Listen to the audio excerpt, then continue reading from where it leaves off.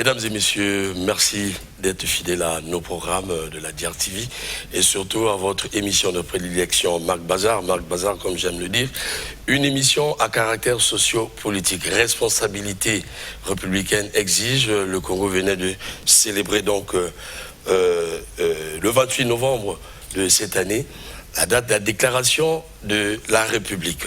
Et nous nous sommes posés pas mal de questions à propos. Pour ce faire, le président de la République ce jour avait livré un message qui s'est focalisé autour de la vie de notre nation. Il était question donc d'essayer pour lui de voir la santé et de la présenter au Congolais, la santé donc de notre nation.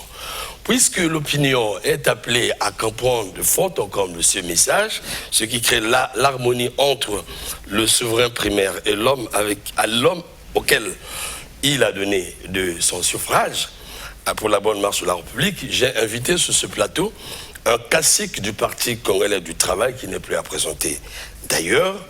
Alors, il est secrétaire aux ressources humaines et à la coopération internationale. Vous imaginez, il s'agit de messieurs, et au PCT on dit camarade, Axel Arnaud Ndinga Makonda. Bonjour, monsieur Ndinga Makonda. Bonjour, monsieur.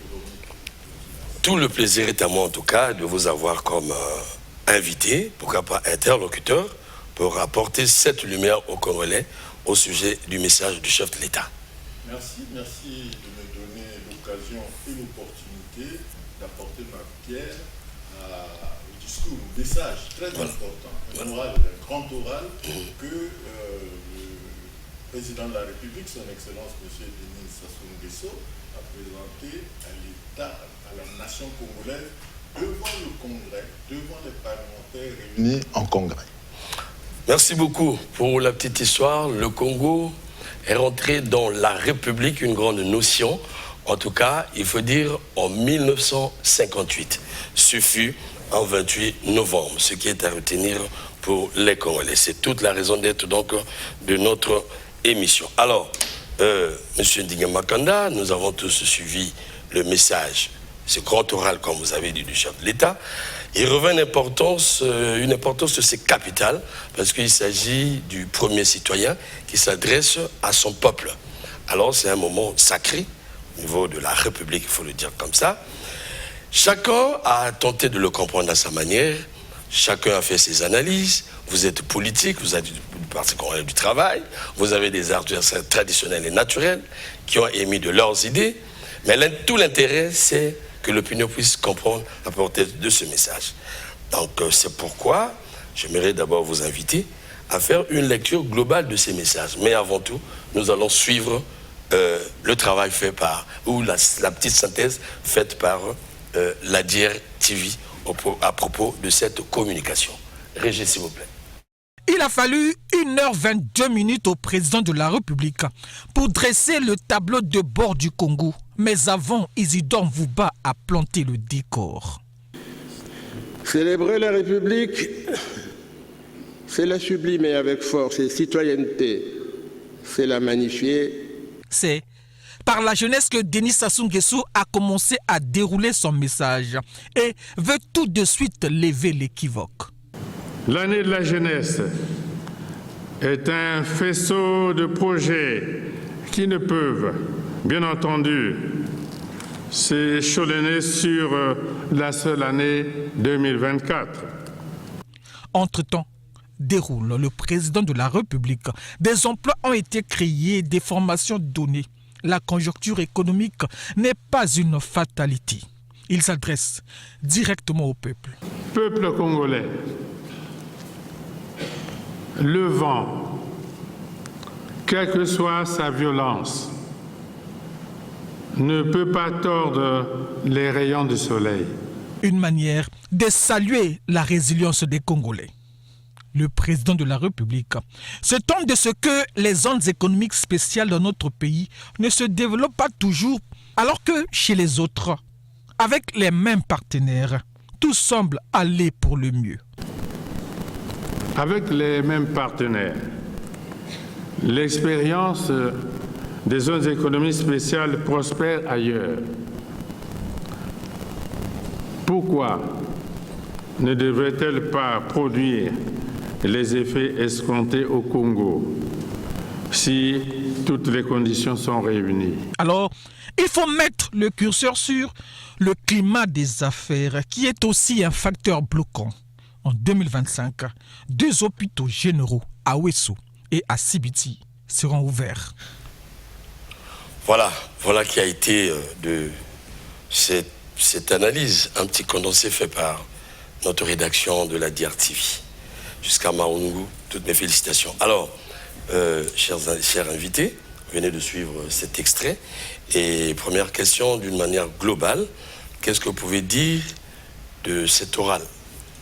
Oui, ça a été un très bon message à la nation. Parce qu'il a décrit tout le contexte national aujourd'hui, ce qui a été fait, ce qui n'a pas été fait, ce qui tarde d'être fait et pour quelles raisons. Il a reconnu tout de suite que le contexte est difficile. Ce contexte est difficile pas seulement au Congo, mais au niveau international. Et le Congo subit le fait d'une crise à répétition. Ça a commencé par le prix du baril de pétrole qui a baissé d'une manière drastique. Ensuite, il y a eu le Covid-19. Et après, il y a eu la guerre en Ukraine qui a créé l'inflation partout dans le monde. Vous voyez, ce sont des crises. Et le gouvernement congolais est en train de se battre. Tout ce que le chapelet des projets qui a été énoncé par le chef de l'État prouve que le gouvernement congolais est à l'œuvre, est en train de se battre. Mais effectivement, il y a certaines limites. Et il a dit pourquoi. Et il a donné des orientations en disant que là où on constate quelque chose, il demande au gouvernement de faire ceci ou cela. C'est une très bonne chose. Je crois que là, le chef de l'État a prouvé qu'il suit de très près la situation nationale et qu'il reste, comment est-ce que je peux le dire, attaché à ses promesses, à ce qu'il avait dit. Et il dit que coûte, il réalisera ses promesses. Alors, parmi ces promesses, le président, il faut dire qu'il ouvre d'ailleurs son discours avec cette politique de l'année de la jeunesse. Et le constat fait chaque fois, vous écoutez les Congolais d'ailleurs, il n'arrête de le repréciser. Alors, le président pense la réalisation de ce projet ou de cette politique dans le temps, hormis les 25 000 emplois créés dans le temps. Mais cependant, la promesse était pour 2024. Qu'est-ce que vous en dites? Le président a eu raison de revenir sur la problématique de l'année de la jeunesse. Quand il a dit que c'est l'année de la jeunesse, cela ne voulait pas dire que tous les problèmes de la jeunesse devraient être résolus en 2024, non. Mais que dans notre pays, vu le contexte national, il s'est posé un problème de la jeunesse. Et il demande donc au peuple congolais de réfléchir, à toutes les forces vives de la nation d'y réfléchir. Vous avez vu le banditisme dans les rues, vous avez vu le niveau de chômage, et malgré cela, le gouvernement se bat. Mais pour recruter les jeunes à la fonction publique. Mais la fonction publique ne doit pas être le seul endroit où l'on va recruter les jeunes Congolais. Donc il faut voir la chose d'une manière globale, plus étendue. Et donc les problèmes de la jeunesse ne peuvent pas être résolus en une seule année. Mais on a voulu, vu le contexte, vu les problèmes qui se posent à la jeunesse, appeler le peuple congolais à réfléchir sur cette problématique. Ça veut dire quoi? Nous ne pouvons pas ici tout attendre du gouvernement. Pourtant, le gouvernement se bat. Vous voyez que le problème du banditisme, ça a baissé. On recrute beaucoup de jeunes, mais il se pose toujours deux problèmes. Voilà pourquoi il faut le voir. Le gouvernement, dans l'État, le gouvernement ne peut pas être la seule institution à trouver du travail, à procurer du travail à tout le monde, le seul employeur national. Ça veut dire qu'il y a un problème, nous devons tous réfléchir. Il y a plusieurs institutions qui devraient encadrer les jeunes, à commencer par la famille.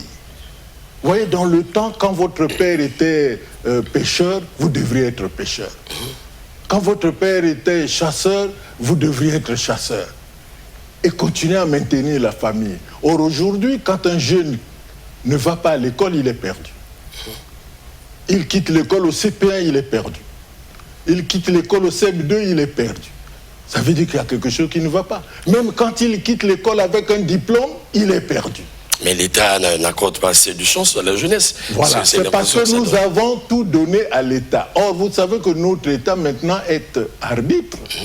Nous avons l'État qui doit être opérateur économique partout, ça ne va pas. Et tous les jeunes n'iront pas dans les services d'État. Certes, tous les jeunes n'iront pas dans le service d'État. Vous abordez là une question aussi importante. Oui. C'est vrai, nous sommes dans un État libéral. Oui.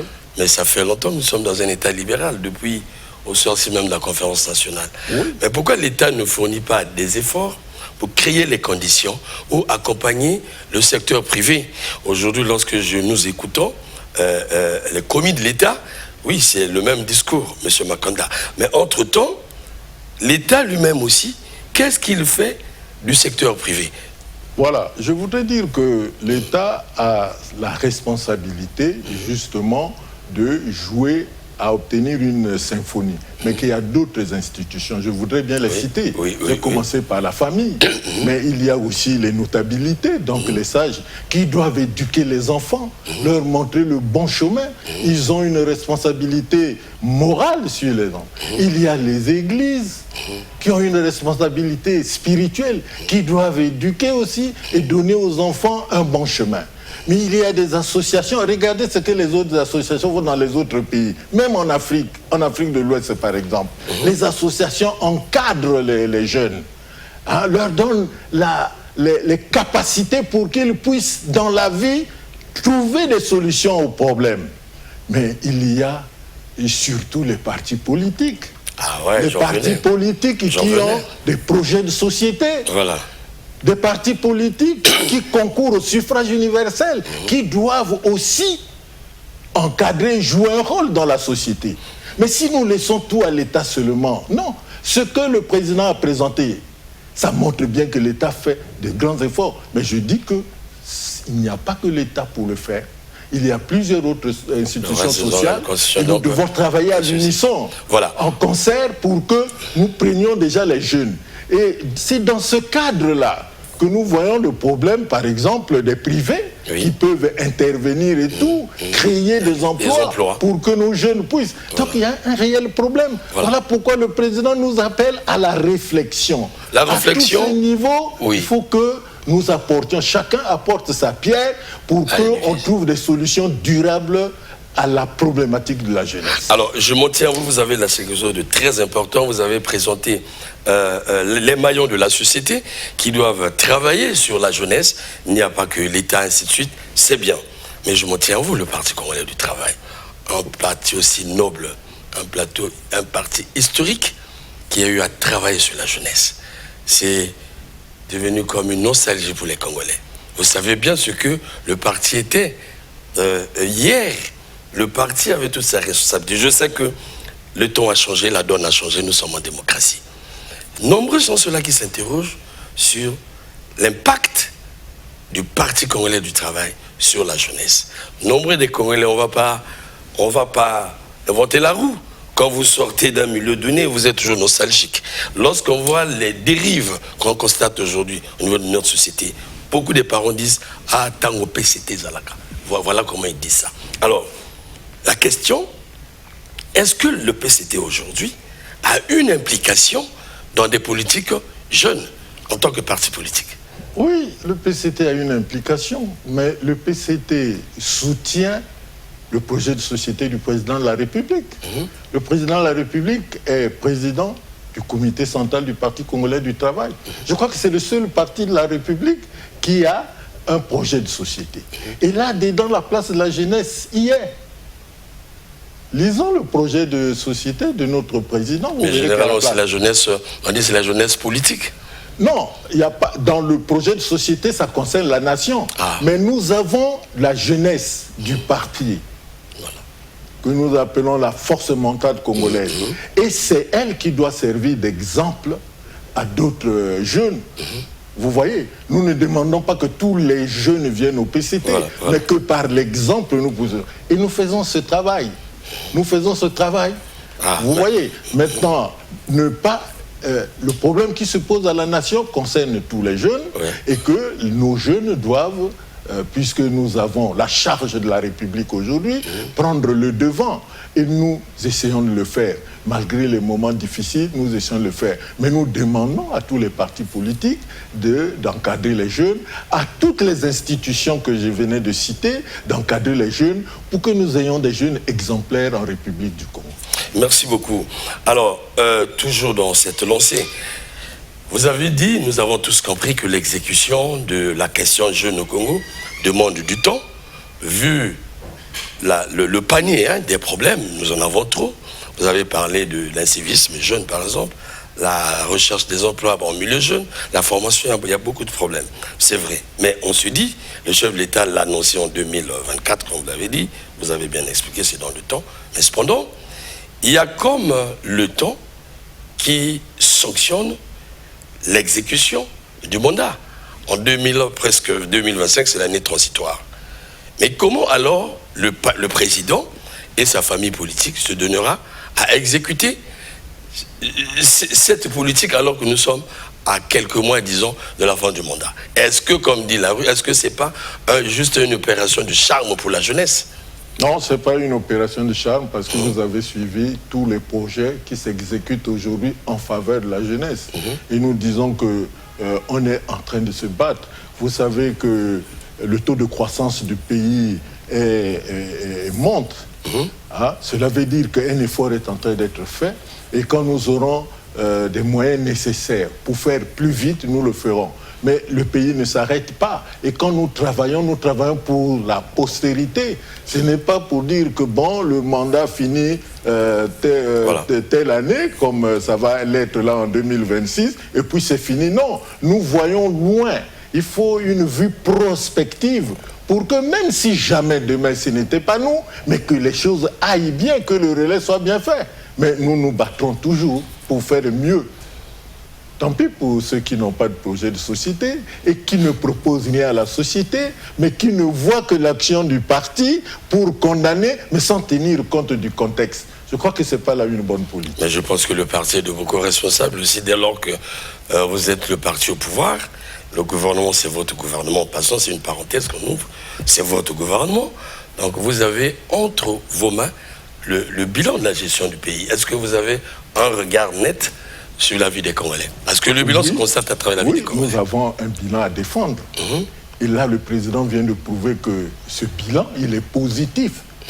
Compte tenu du contexte, sauf si personne ne voit ce qui se passe dans le monde. Si c'était purement congolais, on dirait oui, bon, ben, il y a les Congolais ne savent rien faire, ils ne sont pas capables, ils n'ont pas les compétences. Non, le problème, c'est que tous les pays du monde aujourd'hui se battent, contre les crises. En tout cas, la crise est multiple. Et nous ne sommes pas les seuls. Mais malgré la crise... Mais le Gabon est en train de faire un pas. Il faut le dire, le Gabon est en train de faire un pas. Non, le Gabon fait un pas, mais dans la même conjoncture. Il ne faut pas penser, parce que vous êtes ici, il faut aller au Gabon, vous verrez qu'il y a aussi les crises. Ne pensez pas que là-bas c'est vert. Non, chaque pays a ses problèmes. Je viens de faire des tours, j'étais là il n'y a pas très longtemps dans le mois, au Cameroun, au Gabon. Je me suis rendu compte que nous ne sommes pas les seuls. Mais la crise est là, nous nous battons. Et ça, le gouvernement le montre clairement. Il est sur le terrain, mais n'importe qui serait à la place serait confronté à cette crise qui est une crise profonde. Il faut l'accepter. Mais ce que nous faisons, il faut plutôt féliciter. Parce que on est en train de faire mieux d'année en année. C'était 1,8, ça c'est le taux de croissance en 2021. En 2022, c'était 2. En 2023, nous sommes à 3, déjà 3. On ira encore en 2024. À 2024, on est en train de travailler pour aller à 3,5, 3,7. C'est pour dire que le pays travaille. Et ceci est reconnu par les organismes internationaux. Oui, reconnu par les organismes internationaux. Est-ce que ceci rime ou bien on est en adéquation avec la vie des Congolais? On peut voir en pourcentage, ça évolue, oui. Mais dans la vie du citoyen, est-ce qu'il trouve satisfaction? Bon, il faut déjà trouver satisfaction. Le problème maintenant, c'est dégager des moyens pour qu'on fasse d'une manière vigoureuse face à ce qui se passe. Mais au début, il faut travailler, il faut produire. Et c'est ça l'esprit de la croissance. Mais lorsqu'on l'a suffisamment, il y aura un effet sur la vie des citoyens. Voilà pourquoi le président dit, quelles que soient les difficultés, nous devons toujours avoir l'espoir. Travaillons fort pour vaincre la crise. Voilà. Alors, nous allons passer... Il y a quelque chose qui voulait m'échapper. Généralement, lorsque nous suivons les commis de l'État, ceux qui incarnent l'État, vous en êtes un parce que vous êtes du parti au pouvoir, bien sûr. Sur la question de l'éducation, on a l'impression que tous nous avons déposé le tablier. Et lorsqu'on fait un flashback dans le passé, ce qui était notre pays. Aujourd'hui, la question de la jeunesse devient une véritable préoccupation. En passant, je salue d'abord le commandement de la police, le nouveau commandement qui a fait un travail, qui est en train de faire un travail, vous l'avez dit, constaté même sur le terrain avec l'apaisement de la violence au milieu urbain. Mais souvent, j'écoute les gens interpeller le parent, l'éducation parentale, vous l'avez dit, l'éducation des églises. Est-ce que ce n'est pas une façon d'épargner l'État? D'épargner l'État? L'État, en la matière, parce que au-dessus de tout, c'est l'État. L'État, c'est, si vous voulez, le chef d'orchestre. Voilà. Vous voyez, l'État seul ne peut pas. Il faut bien que toutes les institutions que j'ai citées ici travaillent en concert. Et si chacun apporte sa pierre à l'édifice, vous verrez que la situation des jeunes va changer. Je vous dis que si quelqu'un quitte l'école au CP1 conscient qu'il peut être utile à l'État, à son État, c'est déjà très bien. Regardez, tous les petits métiers ici, ce sont des gens qui viennent d'ailleurs le faire à nous. Donc il y a un problème d'état d'esprit. Et le rôle de ces institutions, y compris l'État, c'est inculquer à nos jeunes un nouvel état d'esprit pour que, dès le bas âge, chacun sache qu'il n'y a pas de sous-métier et qu'il peut toujours faire quelque chose pour être utile à son État. Nous avons là des problèmes et qui se ressentent à l'école, qui se ressentent un peu partout. Oui, dans la cité, vous voyez, un peu partout. Même des gens qui quittent loin, 6000 km comme le Rwandais venu, ils viennent, ils font l'agriculture. Et nous voyons que l'agriculture, c'est un sous-métier. Voilà. Vous voyez, nous avons un ministre, vous voyez comment il est debout partout. Il a créé des zones agricoles protégées, mais il est obligé d'être là debout, mais il est membre du gouvernement.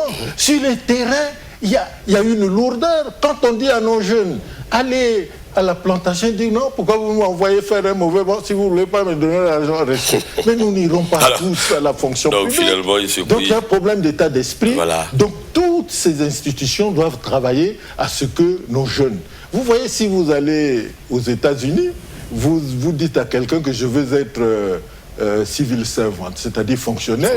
Mais c'est quel type de citoyen j'ai à faire? Voilà. Voyez, donc il faut créer, il faut avoir l'esprit créatif dès le bas âge. Alors, ceci demande donc d'emmener dans notre pays d'une manière foisonnée, tel que le camarade vient de dire, un niveau de conscience sociale qui va changer la donne, parce qu'il faut changer le Congolais pour ce faire. Et nombreux d'ailleurs sont choqués lorsqu'ils vont à l'étranger. Voilà. Merci beaucoup pour cela. Alors, nous allons passer à une autre question, un autre point, et celui des finances. Le président a abordé cette question. Alors, monsieur le dignitaire, comme nous aimons vous appeler, c'est pas dans les habitudes du chef de l'État, en tout cas, malgré les appels des Congolais, d'annoncer comme ça les scandales financiers. Nous sommes témoins de la presse, il n'arrive pas, plutôt il interpelle souvent les institutions quand il est avec eux au travail. Il a fait devant le Parlement réuni en congrès une fois, il les a invités aux enquêtes parlementaires. Il a fait avec les magistrats, là il avait déclaré une fois le verre est dans le fruit. Ça c'est dans sa sagesse. Mais cette fois-ci au cours de ce discours, nous avons été quand même étonnés, permettez le terme, que le chef de l'État planche sur les détournements qui ont eu lieu au niveau de l'université qui s'élève à 6 milliards. D'abord, votre lecture. Bon, si le président l'a fait, c'est parce qu'il y a une gestion archaïque. Voilà pourquoi le président a demandé que l'on digitalise, qu'on numérise la gestion à tous les niveaux. Parce qu'il y a toujours des gens animés d'un mauvais esprit qui profitent du fait que le travail est manuel et peuvent amener, je voudrais dire, orchestrer des jeux pour tromper un peu la conscience nationale. Voilà pourquoi il dit qu'il faut être... Et il a donné cet exemple. Voyez, maintenant, s'il y a fraude, mais il y a la justice, il y a un organe constitutionnel qu'on a créé pour lutter contre la fraude. Il faut que ces organes travaillent. Voilà pourquoi il dit, si réellement il y a 6 milliards quelque part, mais nous avons des organes au niveau national. Est-ce qu'il faut que ce soit le président lui-même qui descende? Parce qu'il a entendu qu'il y a 6 milliards et venir faire. Il y a des organes pour le faire. Voilà. Donc nous sommes tous interpellés. Nous sommes interpellés. Avant de continuer, nous allons suivre le président à propos. La régie, s'il vous plaît. Révélation du président de la République lors du message sur l'état de la nation, après le recensement biométrique des étudiants. Le recensement biométrique des étudiants inscrits dans les universités publiques à Brazzaville a permis de constater que l'État ne devrait décaisser que 3 milliards de francs CFA par an au lieu de 9 milliards exigés pour le paiement des bourses. Est-ce à croire que 6 milliards de francs CFA se dissipent chaque année sans jamais laisser de traces? 6 milliards pour Germain Loubouta espère que l'affaire ne s'arrêtera pas là. Et donc le fait que le chef de l'État vienne pour décrier que, de par ces enquêtes-là, il a été révélé qu'il y a, bon ça c'est un exemple qu'il a pris, qu'il y a 6 milliards comme ça qui se volatilisent, mais c'est d'abord pour montrer que le travail de contrôle d'enquête qui se fait est bel et bien réel, et qu'ensuite, maintenant qu'on sait que ça se volatile, il va falloir maintenant essayer d'aller plus loin. Autre point abordé, et dont on a senti une pointe de désolation de Denis Sassou Nguesso, qui s'étonne de l'atonie des pouvoirs et élus locaux. Les forages d'Aspect Brassa, qui ont fait perdre au Congo quelques 91 milliards de francs CFA. En l'occurrence, les préfets, les présidents des conseils, les sous-préfets, les maires, les élus locaux, les chefs de village. Où étaient-ils donc lorsque s'accomplissaient tous ces forfaits criminels? Tout cela ne s'est pas passé en un jour. Où étiez-vous alors? C'est la question que Denis Sassou Nguesso a posée au pouvoir déconcentré et les élus locaux, quand tout ceci se perpétrait. La responsabilité incombe à tout le monde, non pas seulement aux dirigeants, mais aussi aux populations qui sont censées conserver, protéger ce qui leur appartient. En fait, lorsque l'État construit, c'est pour les populations. C'est à elles de protéger ces édifices d'État. Et donc, oui, la responsabilité nous incombe à nous tous, nous qui sommes les représentants du peuple, mais aussi les conseillers au niveau départemental, au niveau municipal, mais aussi les chefs de bloc, les chefs de quartier. Le carburant, l'installation d'une nouvelle raffinerie, les mines, les travaux d'infrastructures de base et bien d'autres, tout comme les réformes sur le plan économique et financier, sont aussi passés sous les fourches codines du message du président de la République. Merci, voilà un extrait aussi riche qui nous permet de comprendre l'âme de l'homme pour son pays et ce qui nous donne matière donc en milieu de presse. Et nous revenons donc sur ce que nous l'avons suivi à propos. Alors, le président vient de le dire ouvertement. Et paradoxalement, vous parlez des institutions, paradoxalement, c'est un membre de la HALC de cette institution que nous avons tendu le micro qui venait de parler. Alors, lorsque le premier magistrat a eu à faire le constat, après ton appel des Congolais, les Congolais ont beaucoup appelé même la presse ces organes de contrôle. Pourquoi, camarades? Simplement parce que c'est lui, le premier citoyen, qui a décrété la lutte contre la corruption dans ce pays. Nous avons écouté pas mal de scandales. La presse suit de près. Vous avez beaucoup de scandales que je peux énumérer ici. L'affaire Figare, c'est légendaire, sans suite, il faut le dire. Ou c'est dans le gouvernement, ou c'est un ministre, ou c'est un DG, ça, le président vient de donner le temps. Est-ce à dire, au regard je pourrais dire, de la fragilité des institutions ou bien des organes de contrôle à faire le travail. Avec l'annonce des chefs d'État, est-ce à dire que le Congo vient là de s'ouvrir à une ère de la sanction? Oui, le président de la République est constant.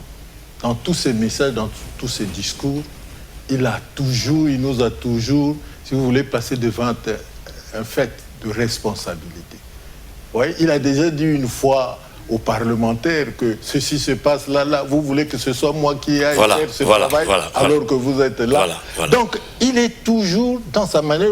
C'est pour dire qu'il est conscient des problèmes qui se posent. Et malheureusement, on ne l'accompagne pas.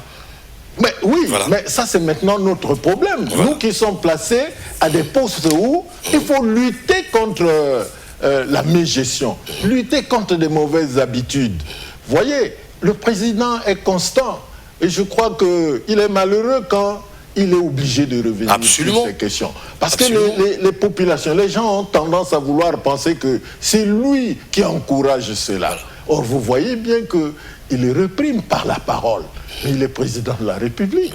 Chacun travaille quelque part, a une fonction et devrait pouvoir réaliser sa fonction correctement. Mais M. Makanda, lorsque le président monte au créneau, le chef de l'État, c'est lui. Il monte au créneau. Le premier magistrat, c'est lui.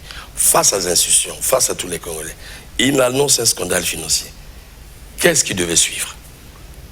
Là, encore une fois, je dis que les organes qui ont la responsabilité, voyez, de réaliser ce genre, soit d'enquête, de poursuite, de quoi, doivent se mettre au travail. Ah ben oui, parce en tout cas, il n'a pas tenu les mains des gens pour dire que ne faites pas. Je crois que nous sommes conscients de ça. Le président ne peut pas être seul à tous les postes. Mais il a fait, il a fait un effort dans la Constitution pour placer des organes. Voilà. Vous voyez, non? Constitutionnels qui ont la mission de faire leur travail. Il faut qu'ils fassent leur travail comme il se doit. Et comme ça, nous aurons une société équilibrée, des gens qui respectent la loi, les règles. Parce que le président est en train de dire qu'il y a eu une impunité. Malheureusement, les gens veulent l'attribuer au président. Non, c'est pas vrai. Nous devons avoir une conscience professionnelle partout où nous sommes. Hein? Nous, on a été élus pour quelque chose, travaillons pour cette chose. On ne va pas... on fait mal et puis la population dit non, c'est le président de la République qui ne fait pas, alors qu'il y a quelqu'un à son poste qui ne fait pas son travail. Mais également vous, le Parti congolais du travail, c'est votre pouvoir, c'est votre gouvernement. Quand le président émet une politique, c'est le gouvernement en fait qui la rend manifeste, appuyé par la même politique qui est le Parti congolais du travail. Est-ce que le PCT s'implique dans ce combat? Le PCT Parce que hier, nous voyons ce PCT qui interpellait. Oui, il ne faut pas confondre les choses, parce qu'aujourd'hui, le PCT n'est plus le parti État comme ça l'était dans le temps. Mais le PCT a la responsabilité, c'est vrai, des affaires de la nation. Et si vous voyez de temps en temps à la télévision, ou à la radio, il y a le PCT qui se retrouve avec les ministres du gouvernement, les ministres, pour étudier la situation nationale, pour voir pourquoi on n'arrive pas à atteindre telle performance. Nous le faisons régulièrement. Voilà pourquoi nous soutenons notre gouvernement, parce que nous savons qu'il se bat. Mais les gens ne voient pas la crise qu'il y a. C'est ça le problème. Ils pensent que les choses devaient aller. Non. Le travail de l'autre paraît toujours facile. Mais le gouvernement travaille. Et le président l'a montré. Et là où il y a faiblesse, il dit j'enjoins le gouvernement pour que ceci se passe. Il a beaucoup interpellé le gouvernement. J'ai compté le nombre de fois. C'est le résultat de la crise, je vous le dis. Nous aussi, on n'interpelle pas, mais on travaille avec notre gouvernement pour comprendre et expliquer aux populations. C'est ce que nous essayons de faire. Mais s'il vous plaît, il y a une crise mondiale qui sévit et que notre gouvernement est à l'œuvre. Sinon, on ne serait pas, on ne travaillerait pas avec le FMI. Si nous sommes en programme avec le FMI, c'est que cet organe, vous connaissez ce que c'est que le FMI. Absolument. Et la Banque mondiale. Et qu'ils voient, et ils comprennent, ils voient qu'on est en train de travailler pour atteindre des performances. Et nous le ferons. Quand tout sera bien, vous verrez que la situation du peuple, des populations, va s'améliorer. Mais nous sommes en train de travailler, le gouvernement est à l'œuvre, il y a des difficultés, souvent structurelles, mais on se bat pour arranger les choses. Monsieur du Parti congolais du travail, monsieur le responsable, il ne faudrait pas que ça demeure juste un leitmotiv et puis présenté à l'opinion, présenté aux souverains primaires. Continuellement la crise, parce que une fois, si on rate, un autre mandat on rate, la conjoncture, je pense que le monde sera toujours en crise, hein, il arrivera à cela, mais est-ce qu'on pense l'avenir? On pense le développement, parce que ce discours, nous l'écoutons. Parfois, ça paraît comme une justification. Il y a la conjoncture, mais au moins, qu'est-ce qui a été fait? Est-ce que les Congolais sont... sauf si nous sommes aveugles. Oui. Lorsque nous avons des moyens ici avant 2014, parce que la crise là a commencé en 2014, nous avons vu comment le gouvernement a émaillé l'espace national d'infrastructures, non seulement de base, mais aussi sociales. Mais c'est parce qu'on avait l'argent. Aujourd'hui, vous voyez ce qui est... Et quelquefois, même par notre esprit malsain, on est en train de détruire ce que nous avons construit. Évidemment. Vous voyez, ça veut dire qu'il n'y a pas une mauvaise volonté de l'État congolais. Là, nous sommes en crise, mais nous travaillons, j'ai dit, d'une manière prospective. Nous voyons très loin.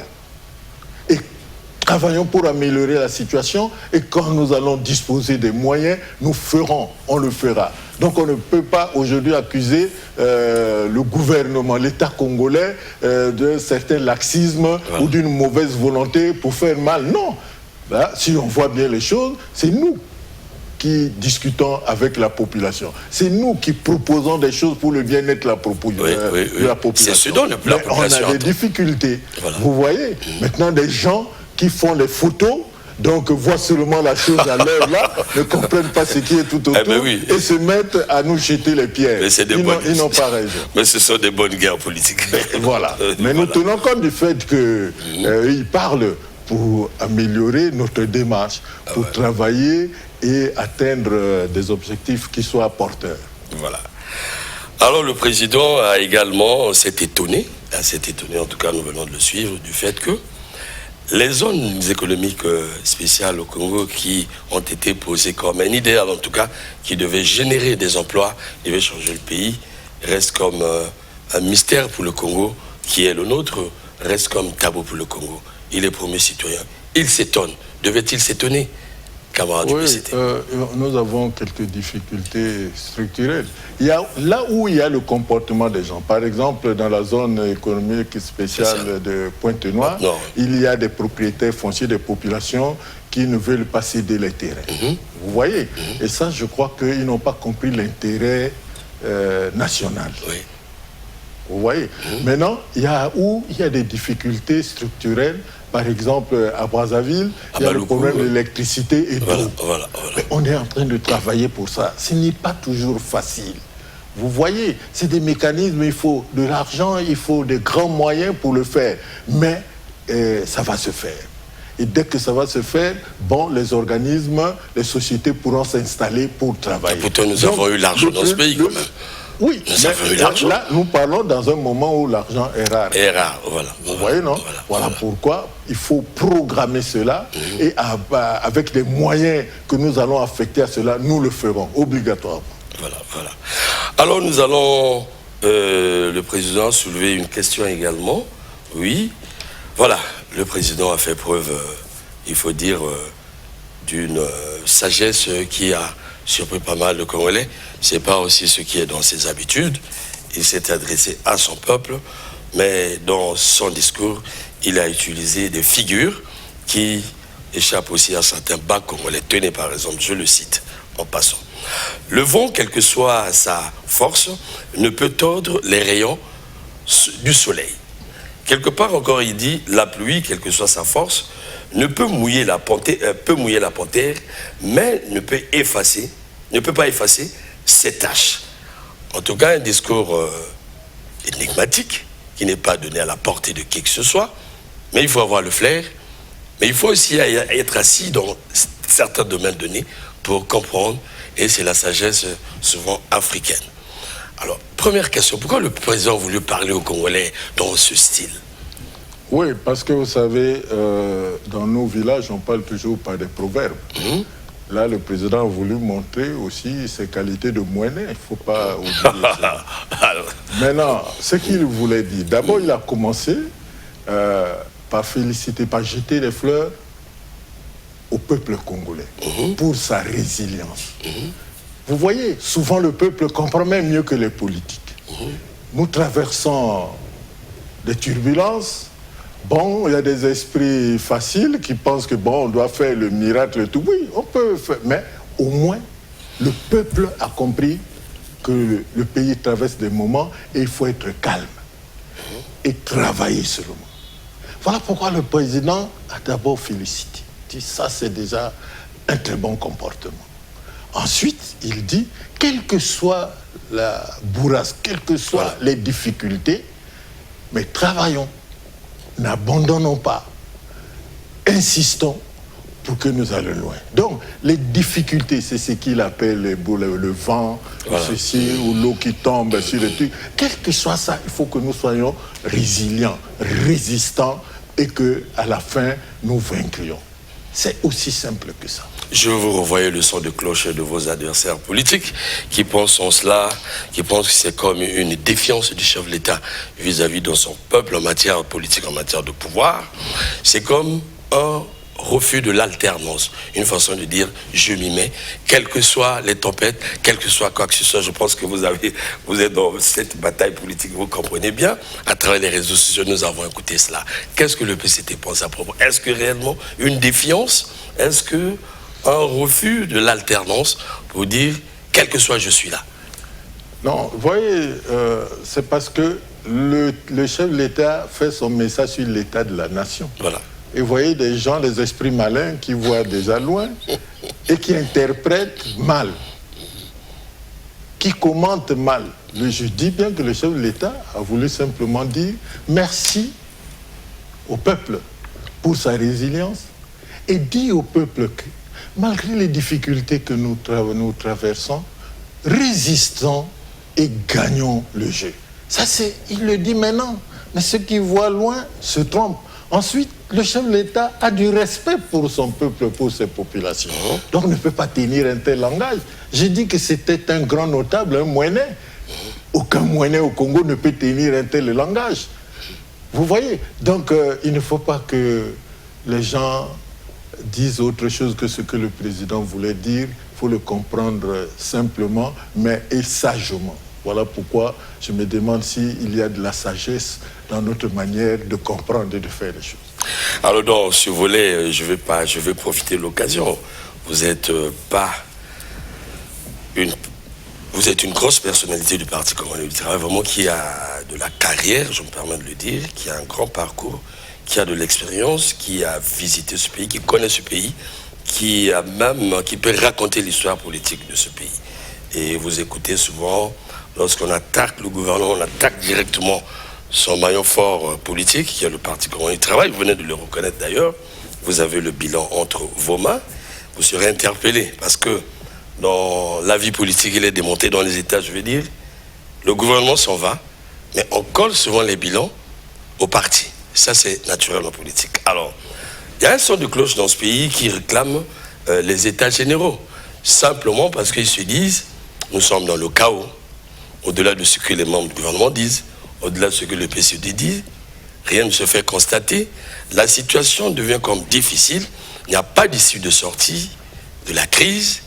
Et on fait comme qui dirait du forcing pour arriver à la fin du mandat. Mais lui, il propose d'aller vers les États généraux où on arrête un peu avec tout. On planche sur les questions, tous, on planche sur les questions qui minent le pays. Donc, PCT, opposition, centre, société civile, tous membres, on regarde d'abord ces problèmes, on l'examine minutieusement. Et société civile, bien sûr. Qu'est-ce que vous en pensez? Oui, ça montre que nous avons encore des concitoyens qui ont une mémoire courte. Je disais qu'ils travaillent sans tenir compte du contexte et des relations de cause à effet. Vous voyez, l'histoire de notre pays montre que on a tenu deux conférences. Ouais. La conférence de 1972, voilà, on sait ce qui s'est passé. Absolument. Et la conférence nationale souveraine de 91, on sait La grande messe. comment ça s'est passé. C'était une foire d'empoigne.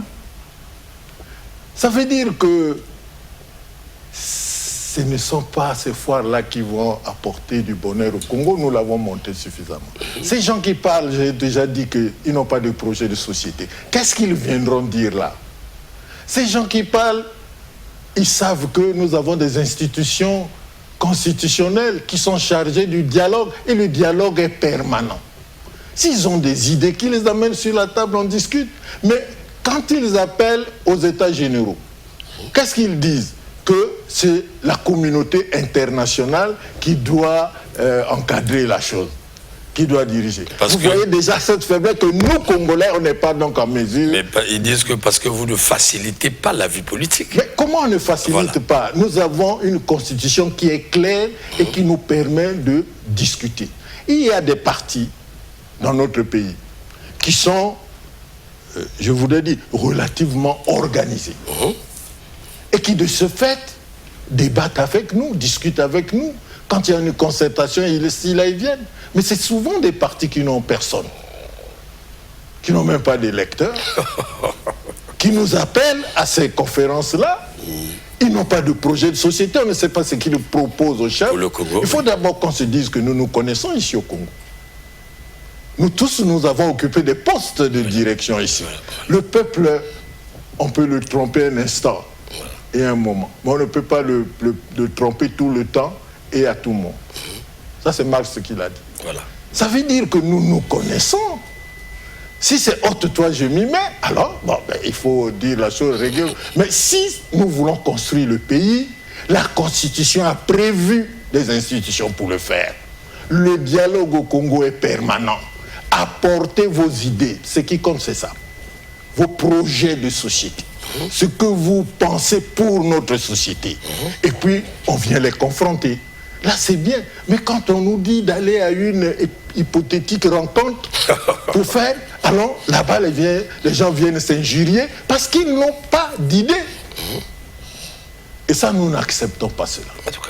En tout cas, je vous donne l'information parce que travailler dans le domaine qui est le nôtre, c'est de visiter souvent tous les maillons de la démocratie. En fait, les partis politiques, parce que pour nous, c'est des maillons, pas pour nous, la Constitution.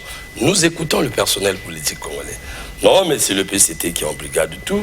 Nous n'avons même pas la possibilité de tenir des meetings publics, parler aux souverains primaires. Nous n'avons pas accès aux médias publics de l'État. Et le tout est posé sur la tête du Parti congolais du travail. Et parfois, nous, on se pose la question, mais est-ce que le parti réellement, le PCT, a un effet sur cela? Et comment il fait, en tant que parti politique, d'arriver à contenir tous ces partis? Les partis qui appellent aux États généraux, nous avons eu des contacts avec eux. Quelquefois, nous avons écrit et nous avons des réponses. Ils nous disent que non, pour traiter avec vous, il faut les États généraux et que ce soit placé sous la communauté internationale. On dit, mais est-ce qu'on va se ridiculiser? Et comment vous appréciez cela? On va se ridiculiser jusqu'à ce point. Donc nous ne sommes pas aussi responsables pour résoudre, pour traiter nos problèmes. Mais nous le faisons avec un pan de l'opposition. Mais ceux-là disent que non, ils sont des traîtres. Voilà. Mais comment on peut construire le pays comme ça? Comment? Si quelqu'un veut participer à une entreprise républicaine, on dit qu'il est traître. Donc comment on va voir? On se regarde là donc en chien de faïence. Mais qui a tort? Franchement. Le problème est là. Nous sommes ouverts. Le dialogue est permanent.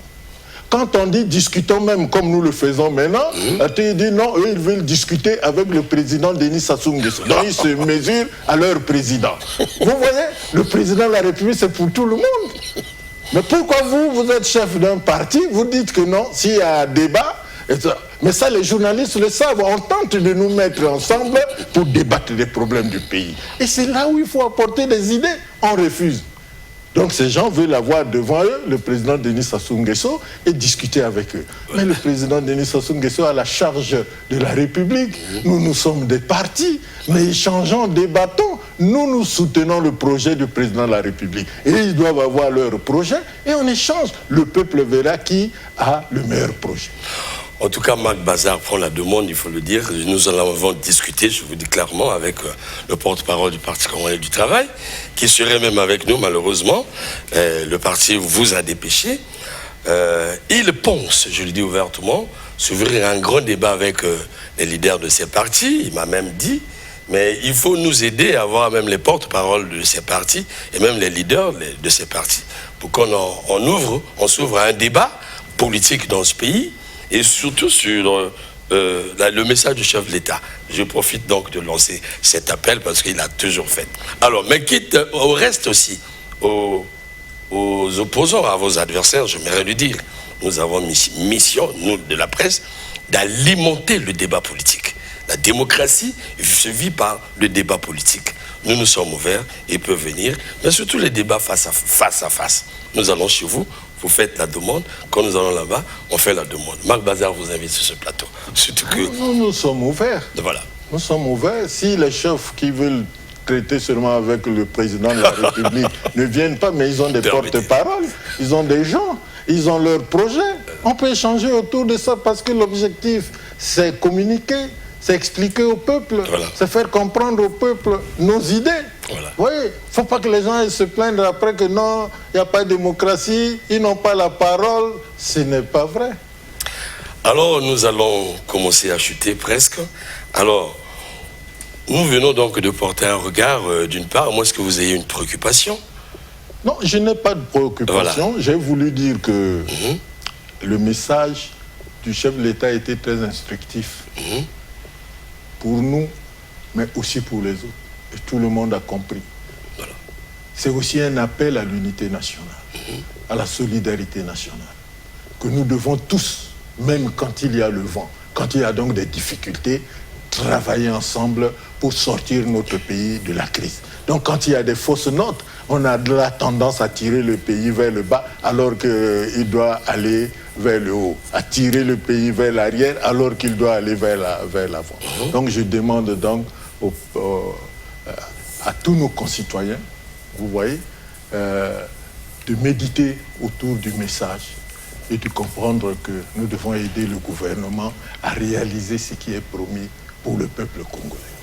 Merci beaucoup pour cette petite synthèse, c'est très vite fait. Merci en tout cas infiniment. Merci de nous avoir suivis. En tout cas, Marc Bazar retient la leçon après cet échange et après l'intelligence que nous avons eue du message du chef de l'État. En tout cas, les Congolais sont appelés à la responsabilité, surtout les institutions de la République, parce que lorsque le premier citoyen, c'est-à-dire l'homme à qui le souverain premier détenteur du pouvoir a confié la responsabilité de diriger la nation, la mission des organes et des institutions consiste à emmener en manifestation ou concrétiser cette volonté afin que le pays avance. L'annonce qui venait de faire du scandale reste une matière de travail, en tout cas pour la presse, je l'ai dit aujourd'hui. Nous irons vers ces institutions, nous allons chercher à comprendre pourquoi ils n'accompagnent pas cette volonté avec effectivité. Ça n'engage que la presse. Maintenant qu'il a dit, si ces organes ne travaillent pas, alors nous aurons le droit de dire, comme nous aimons le dire, en tout cas dans l'amusement, ils sont contre le chef de l'État. Parce qu'il est non pas par les institutions, il est de par les Congolais, qui doivent le faire confiance à la fin du mandat s'il est candidat. Et donc, le travail fait par ces derniers garantit donc l'avenir politique et de la majorité présidentielle et du Parti congolais du travail et de l'homme à qui ils ont choisi. Et ça, c'est une réalité universelle en matière politique. Alors, au reste également, qui ont les tâches au niveau étatique, franchement, de prendre conscience, de penser qu'on est au virage, quitte à ces derniers de travailler. Le président a dit ce qu'il a dit. En tant que chef, je pense, il a su apaiser le climat, mais ce n'est pas aussi le moment de dormir sur vos lauriers pour dire le président nous a épargnés. Nous connaissons l'homme, il a une manière de parler, il monte dessus, il parle avec toute sa sagesse. J'ai été très ravi d'avoir reçu sur ce plateau M. Axel Arnaud Dingamakanda, franchement qui nous a éclairé sur le contenu de ce discours qui n'était pas aussi facile parce que ça allait dans tous les sens dans l'opinion. Et nous avons pu comprendre cette sagesse, du chef de l'État, que les gens interprétaient à leur manière, liberté. En tout cas, je leur concède cette liberté, mais au moins, le Parti congolais du travail a dit son mot à propos. Après donc le passage de ce membre du Parti congolais du travail, nous attendons donc l'opposition venir communiquer sur ce plateau et un face-à-face, si possible, désormais. Merci beaucoup, M. Ndinga-Makanda. C'est plutôt moi qui vous remercie. Infiniment. Je salue donc tous les responsables du Parti congolais du travail et surtout le secrétaire général qui a voulu mettre à notre disposition ce cadre et aussi bien son porte-parole parfait, Iloki. Au revoir chez vous, à la prochaine fois. Merci.